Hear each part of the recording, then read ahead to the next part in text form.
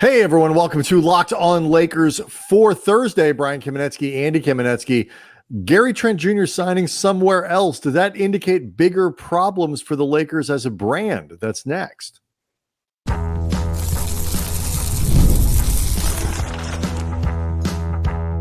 You are Locked On Lakers, your daily Los Angeles Lakers podcast, part of the Locked On Podcast Network, your team every day.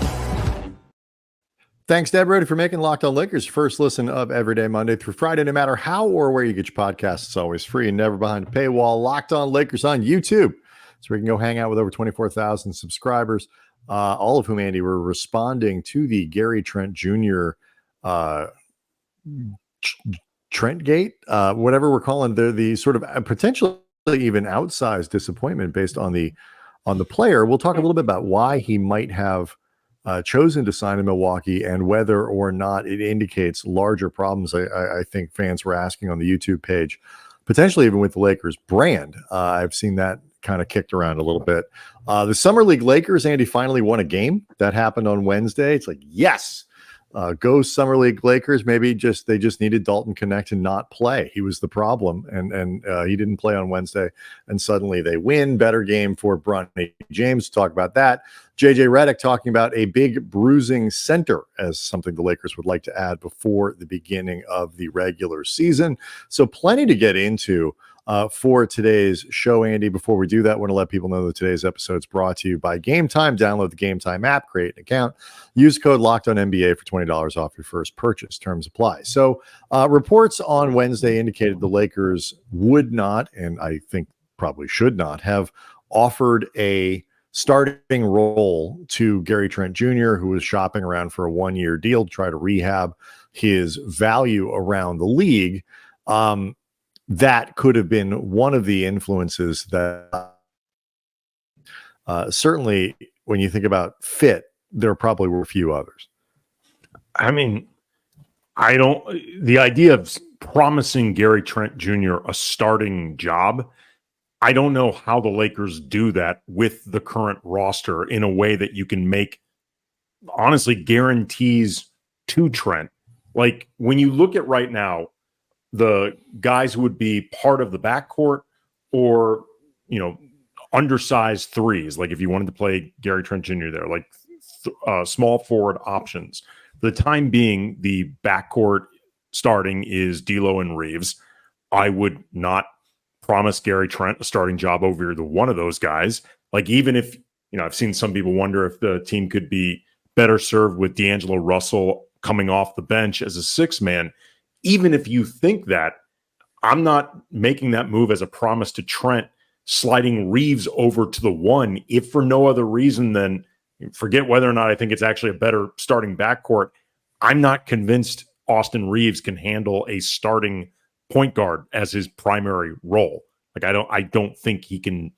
I have not seen the evidence that he can do that. D'Angelo Russell, no matter what you think of the two guys overall, like who's a better player between him and Reeves, D'Angelo Russell is a better point guard than Reeves. Like, I don't think that's even debatable. But then let's just say, even for the sake of argument, that the Lakers were willing to promise Gary Trent Jr. a starting two-guard role, like for whatever reason, you still have to start thinking about, from Gary Trent Jr.'s perspective, his minutes and like how much he's going to be on the court. And if you look at the setup in Milwaukee versus the setup with the Lakers, I feel like this is an easy choice for Gary Trent Jr. Here are all the guys who essentially matter in Milwaukee, who can play anywhere 1 through 3. Just thinking about the broadest possibilities of minutes available in some combination for Gary Trent Jr. Dame, Chris Middleton, DeLon Wright, Andre Jackson, AJ Johnson, their rookie, Pat Connaughton, Taurean Prince. Then now look at the Lakers, 1 through 3. Again, just thinking about all different floor combinations that could potentially eat into Gary Trent's minutes. D'Angelo Russell, Austin Reeves, Max Christie, Gabe Vincent, Dalton Connect, Jared Vanderbilt, Rui Hachimura. The competition with the Lakers is way stronger. Like, I don't think it's even close which is a slate of better players. The Lakers or the Bucks, which, side note, should maybe make Laker fans feel a little bit better about the team as a whole. But from Gary Trent Jr.'s perspective, if he's thinking about in a veterans minimum situation where he's trying to reestablish his market value for the 2025 offseason, Milwaukee's just a better setup regardless of whether he starts or not. It's a similar situation to the Valanciunas thing, where even if the Lakers could have figured out, like the Lakers didn't offer a promise a starting position to Klay Thompson for similar reasons. I think as they did Trent. I think of the two of them, Klay still probably has a little bit more left in as a shooter. Trent's a better defender at this point, or at least probably comparable. Trent has not played the defense that he played in Portland for a while, but we'll see. But the upside is there. He still gets a lot of steals, but it looks, defense is very tricky to evaluate, and so at the very least, both of those guys reputationally could have provided an upgrade for the Lakers. He's also like 10 years younger than Klay, so the upside he should be better defensively than Klay. I'm just saying what I'm saying, but. They wouldn't promise Klay that spot, and they shouldn't have. They tried to overpay him, but that's a different story. But like Valanciunas, for example, has a cleaner fit in Washington, bad as they are, where he's still probably. I don't think anybody expects him to finish that contract with the Wizards, but in LA, like, is he going to finish games? Probably not. Because the Lakers are much more likely to finish games with AD at the 5 than Valanciunas, and so he can't play the 4. You can't sort of interchange them in that way, where like a Miles Turner combination could have worked, or as we're seeing with Team USA, where once again Anthony Davis had a fantastic game, showing himself to be arguably certainly the best big on that roster right now, possibly one of their best players. When you pair him up with a mobile player like Bam Adebayo, oh dear Lord, is it hard to score? Yes, it is. So, Turner isn't Adebayo, but he's got that same kind of mobility and flexibility in terms of those two guys. Yeah, Miles Turner could finish games for the Lakers, but Valanciunas is in a different situation. So he goes to Washington. I think the more intriguing question to me that I've started to see a lot of, is like, this consistent missing on players.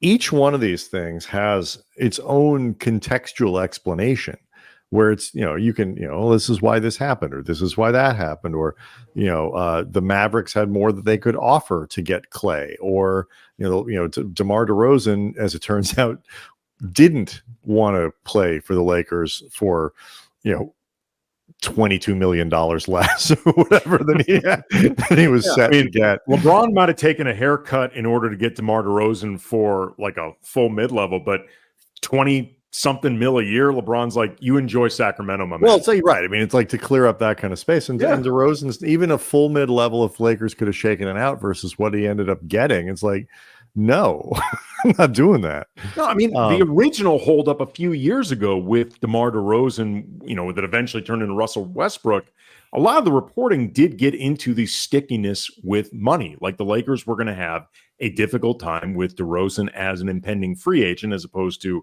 Russell Westbrook under gargantuan contract. Like it was going to be much more difficult to manufacture something that DeRozan wanted, because understandably, he cared about the money. As do I.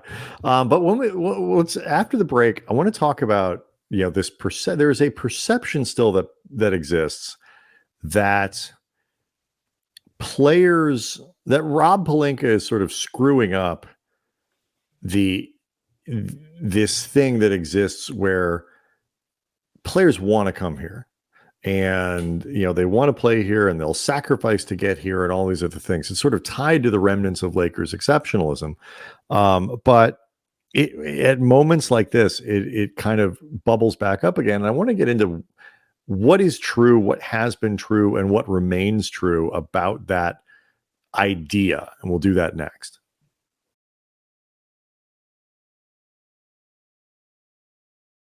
Locked on Lakers is brought to you by Game Time. And several years ago, some friends of mine and I, we went to go see LL Cool J in LA at the now defunct House of Blues, RIP. It was a great spot. And we decided to do this again last minute, didn't know how to get tickets. So we went to a scalper. Probably should have figured out that these were fake because he had like a dozen spare ones or whatever out after that experience. I'm not doing it again. And you don't have to because Game Time. It's a fast and easy way to buy tickets for all these sports, music, comedy shows, and theater near you. And with killer deals on last minute tickets and the best price guarantee, you can stop stressing over the tickets, start getting hyped for the fun. They got flash deals where you save even more with exclusive in-app deals on select seats ahead of the game or the event. And the Game Time guarantee means you always get the best price. If you find tickets in the same section or row for less, Game Time credits you 110% of the difference. It is the fastest growing ticketing app in the country for a reason. So snag the tickets without the stress using Game Time. Download the Game Time app, create an account, use the code LOCKEDONNBA for $20 off your first purchase. Terms and conditions apply. Again, create an account, redeem the code LOCKEDONNBA for $20 off. Download Game Time today. Last minute tickets, lowest price guaranteed. So, a lot of times, and I think this is certainly shrinking, but there is still kind of a section, Andy, of Lakers fans that, like, when somebody chooses to go play somewhere else, if it's somebody the Lakers were pursuing, that this person didn't want to be a Laker, that it's too much for them to be a Laker and all, or whatever it might be. Or they don't want to play with LeBron. We hear a lot of that. That's a lot of it. Don't want to play with LeBron. In the same way we used to hear a lot of they don't want to play with Kobe. And that actually kind of leads me to my next point, which is if there is still a lingering perception that if it wasn't for Kobe, if it wasn't for LeBron, if it wasn't for Rob screwing up, it's like players want, like, the default for players is that they want to play for the Lakers. That this is the thing, that all things being equal, players will choose the Lakers, and even all things not being really that equal, if you can get them in the ballpark of equal, they'll make sacrifices to choose the Lakers. And there are certainly recent examples of players who have said, I want to go play for the Lakers. Start with Anthony Davis, who forced a trade out of New Orleans and said, no, those guys. And what about that? Nope, that team. And held New Orleans over a barrel, and that was it. LeBron, I would argue, didn't so much want to play for the Lakers as he did want to play in Los Angeles, and then said, the Lakers will do. Like, they're as good as any choice that I've got. Better than the Clippers. Right. I mean, I got two choices. I want to play in LA. Lakers work for me. Clear the runway. Don't give me a reason not to sign with you. And that, but other than that, like, this thing about the Lakers as, where the brand draws players if they'll just not screw it up. I just don't think, I wonder how true it has always been, but I don't think it's been a dominant feature of free agency or the trade market or things like that for a very long time. You and I spent a lot of time, Andy, with when we were covering the team for the Times, covering it for ESPN, talking about failed meetings where the Lakers couldn't lure anybody or whatever. And it goes on and on.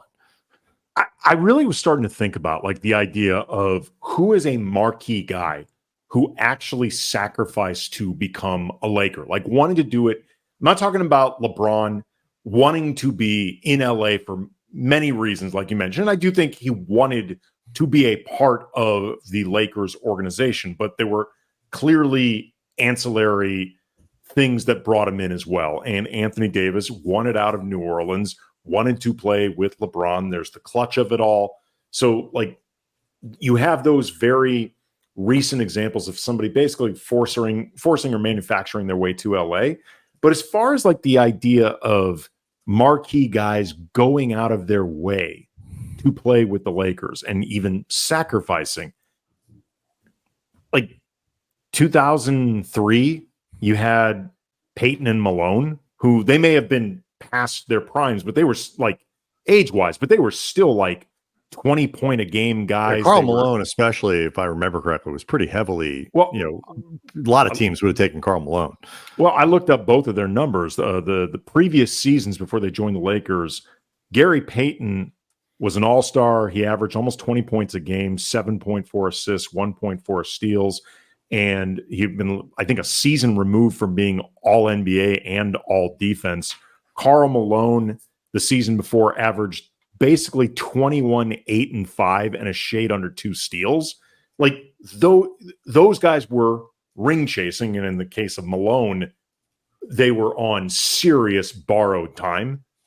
Gary Payton a couple years later got the ring in Miami, but those two guys were still pretty good players who made that sacrifice. And then, Meta World Peace, or back then Ron Artest, when he joined the team, took less than what was seen as market value. He basically took the deal that Trevor Ariza turned down.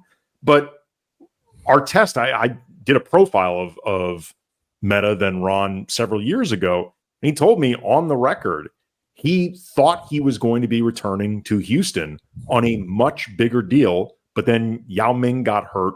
The Rockets had to go in a different direction. They basically went back on the offer that it had not been formally in place, but what they had talked about with his agent. So, yeah, he ended up taking less money for the Lakers, but it's not like it was his first choice to do it. Yeah. So it just speaks to what you're talking about, the idea of there is a mystique to the Lakers.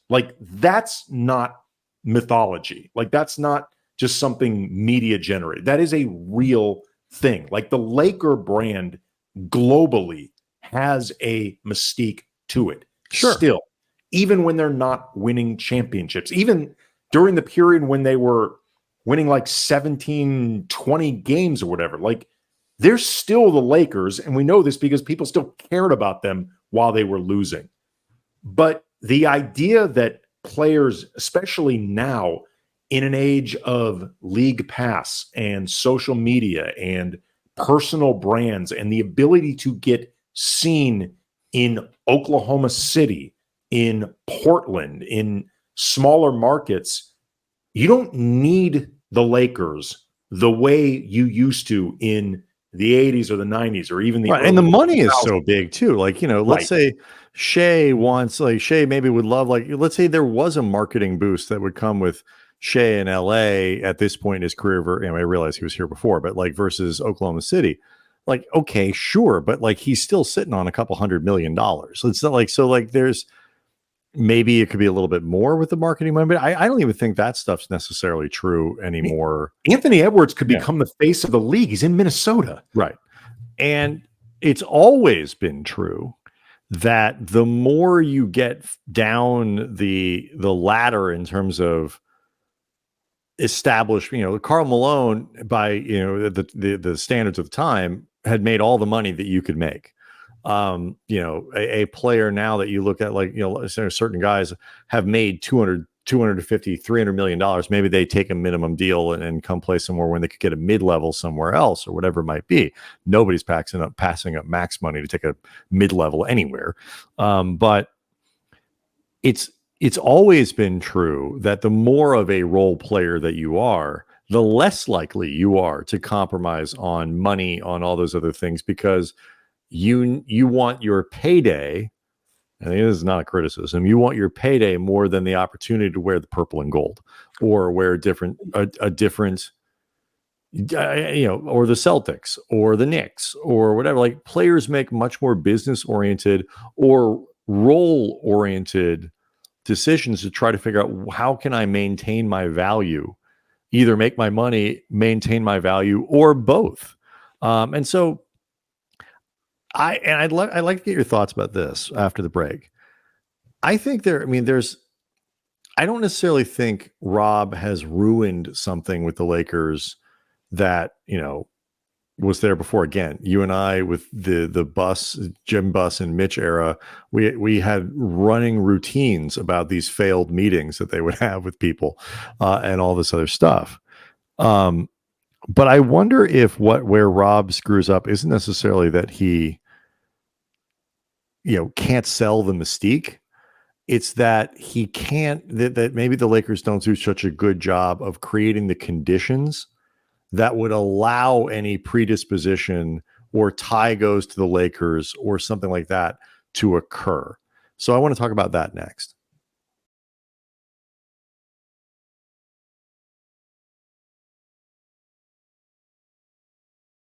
Andy, before we get into that, the little bit of, well, maybe we'll say the summer Lakers play again tonight. I feel bad not really getting deep into it when they finally won, but maybe we can do a sort of a double summer league show for Friday. Talk about the 2-game winning streak. That's right. It's as far as I don't want them winning so many games they might sneak into the playoffs. You got to be careful here. I do want to make sure that we mention Bronny had his best offensive game of the season, and it was a really nice game for Colin Castleton. Yeah, and those are two things we'll talk about, especially if both guys carry it through in tonight's game. But they both did play well. Another very tough game for Maxwell Lewis, who's really having a bad summer. Those are all worthy things to discuss. Also, it is worth noting that JJ Redick has talked about, when the Lakers, it does seem like as they figure out how they can open up roster spots, maybe another reason that they didn't go for Trent is that with the understanding that they might only be able to open one roster spot, two could be challenging. They might want to fill that with as JJ Redick put it, big bruising center. Like they are looking for a specific type of player. I want to make sure something's clear. Right now, even though the Lakers have 15 guaranteed contracts, they can sign somebody else to another guaranteed deal. It just starts becoming more complicated once you have to start cutting rosters down and you may have 16 guaranteed contracts. Like it becomes a situation most teams look to avoid. I just want to make sure that we clarify in case there's any confusion. This is not something the Lakers can't do. They are just not in a very good position right now to do it. Right, not just with you, but also again, they have they're I believe $45,000 below the second apron. Yes. So if they do drop somebody, they would have to they have to unload the same amount of salary that they send back out. So like if you sign a veteran center who costs a little bit more than Maxwell Lewis, you could, even if you decide, we're going to cut bait on Maxwell, he didn't play well this summer, whatever, you may still put yourself into that second apron because the player that you guaranteed money to has to make more money based on the CBA and number of years played and all these other things. So they're in a tight spot and all of that. But it does look like they, Redick talked about, picking up a big bruising center. He to fight against some of these larger players and stuff like that, kind of situationally in the Western Conference. And that it does speak to a little bit of their dissatisfaction with what they have backing up Anthony Davis right now with Jackson Hayes and Christian Wood. Like they're clearly still looking for an upgrade. As well they should be. So that's something to think about. But I feel like I don't know what the right answer here is in terms of being anything more than being broadly skeptical about Lakers exceptionalism, which, by the way, you and I have been hammering on this long before it was fashionable. This concept about the Lakers need to get over thinking of themselves as exceptional. That's what matters most. What the fans think, you can think whatever you want. It doesn't matter. The front office, I think, has for years been caught up in the idea of Lakers exceptionalism, and I think have often counted on Lakers exceptionalism to frankly save their asses if they can't do things the way normal front offices would. I'd like to think they've stopped. Yeah, I think so. And so now it's about creating, to whatever extent you get a guy who's maybe from LA, or you have a veteran who has to choose between similar roles or whatever it is. It's creating the conditions, creating the culture, creating the opportunity in ways, the roster flexibility, whatever it might be, in ways that allow the tie to go to the Lakers. Or if it's, I can make $3 million in LA or $4.5 million in this other place, but God damn, it'd be really cool to play for the Lakers, wouldn't it? Like something like that. But that involves not necessarily selling the mystique. That involves creating the conditions that allow players to be able to make that choice. And like, look at this offseason, for example. They have not been able to do that. Like that, they don't have a roster that can accommodate a player who might be making that, thinking about things in that way. That's not Gary Trent Jr., by the way. Trent Jr. is clear. He's 25 years old and was looking for the role and the place that would most allow him to sign a pretty big contract next year. That is not, and he chose Milwaukee, and that makes sense. It struck me as kind of just like a roster management thing. There's always like this little something, or too often, I should say, this little something with Rob, little mistakes about how they have to extend a guy maybe before you would want to, or in this case, have given too many guys option years or stuff like that. They're just not that great around the margins, and that makes a big difference. Well, I think it does make a big difference, and it's something you and I have both criticized about Rob Pelinka for many years. I don't think he is a small detail oriented guy, whether it's because that's just not the way he is wired from a vision standpoint, or because it's such a small front office and he has basically no help that he doesn't really have the ability to drill down on some of this stuff, because he's just trying to keep 10 balls in the air at the same time and do his best with no infrastructure. But yeah, those details do matter. But more than that, I think in terms of trying to get the guys who would come in, sacrifice a little bit, and, the Lakers being that sort of tiebreaker destination, the bigger obstacle, even than any roster management, is you got to look like a front runner. Like players are not going to do that unless they feel like they have a really good chance of winning a championship. Because it'd be awesome to play for the Lakers, but it ain't that cool if you're going to be like a 7 or 8 seed. And look, you and I have covered this team for a long time. We've lived in this city for a long time. It is awesome to be a Laker when you're great.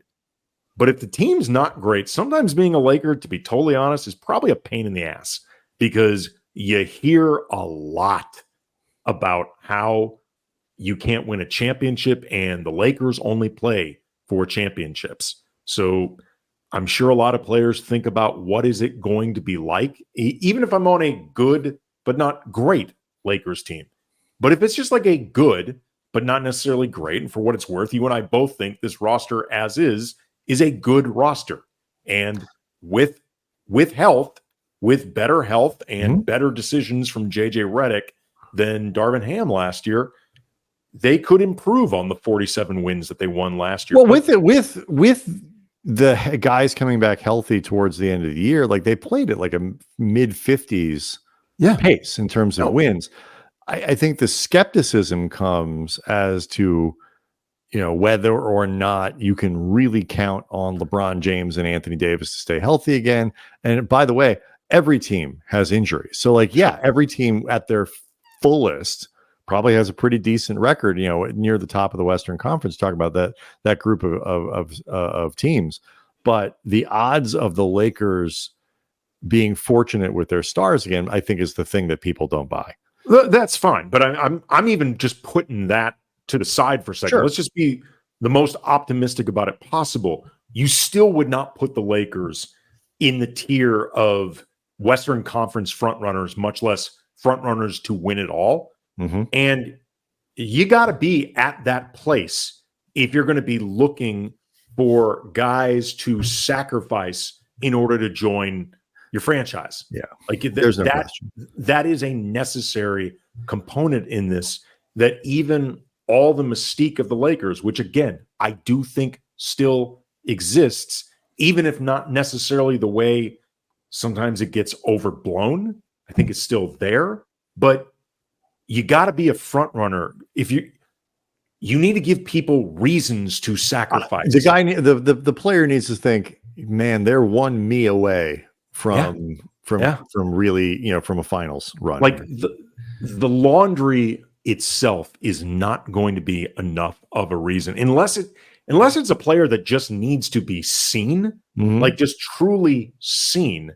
And they feel like if I just play enough national TV games, maybe that'll do the trick for me. But is that really, I'm not sure that's somebody you want on your team.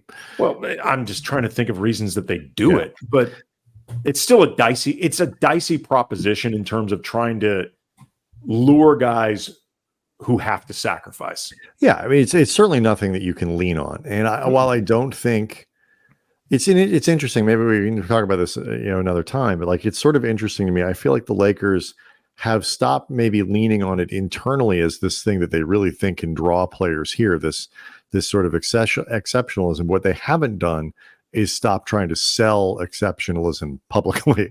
And it's like it's like actually the worst combination of things, because it creates expectations that even internally they may not think they can follow. And to your point, Andy, this is something we can talk about for Friday's show. When you talk about being a contender and being a front runner for good things, ESPN has their first